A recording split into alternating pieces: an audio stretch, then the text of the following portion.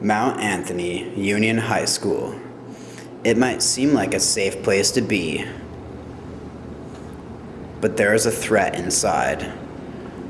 Pertussis, otherwise known as whooping cough. So, we tried to get an interview with the nurse, but we heard too many coughing fits. So we decided to leave because we don't want to get sick by doing our documentary. That's 2 more kids sick. School's gonna be We just heard this.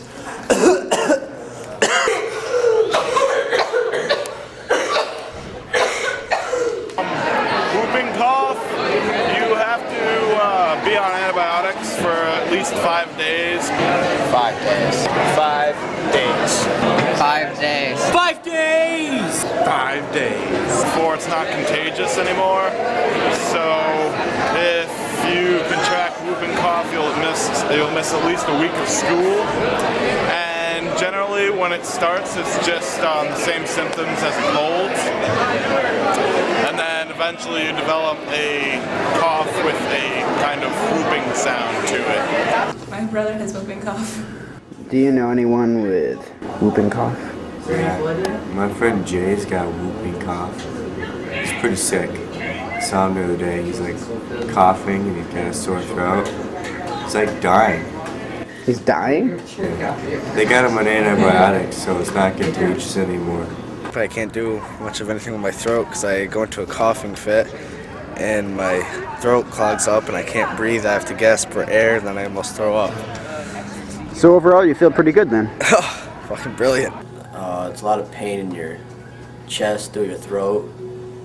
I'm really having trouble holding it back. A lot of people are concerned about whooping cough right now. Whooping cough is mostly, or pertussis, a concern with infants, toddlers. A lot of adults, young adults, adolescents get it, and it's not a big health problem for them. You don't want somebody to spread it to a little infant, and an infant can die of it. The vaccination probably wears out by the time we're adults, and they don't worry about it and give us new vaccinations because it doesn't usually kill a young, healthy person. It's a bacterial infection.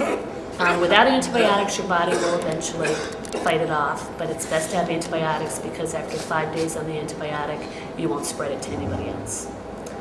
And something that's of concern, everybody's hearing kids around here coughing and coughing.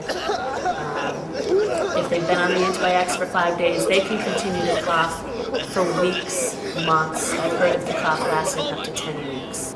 It's a different cough, it's not your usual, I have a cold cough. They will cough really hard, sort of the point that they'll vomit. Tears come to the eyes. It's very hard for them to catch their breath as they're coughing out oxygen out. I've heard some suspicious coughs, I have to admit, around the students at the CDC.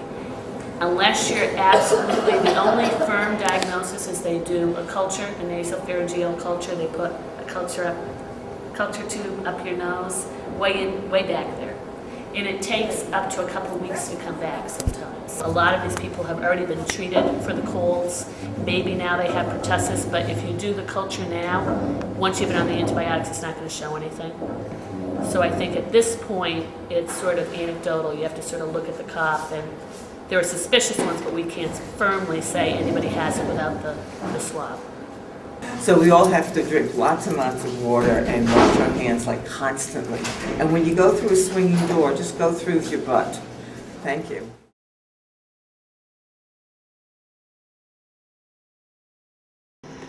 Just a few short weeks after the interview with Kathy Slade, she came down with a cough with a slight whooping sound. Eventually, she herself was diagnosed with pertussis. It is now 6 weeks later, and she is left with nothing but a slight cough. She has made a full recovery and is back at school teaching once again.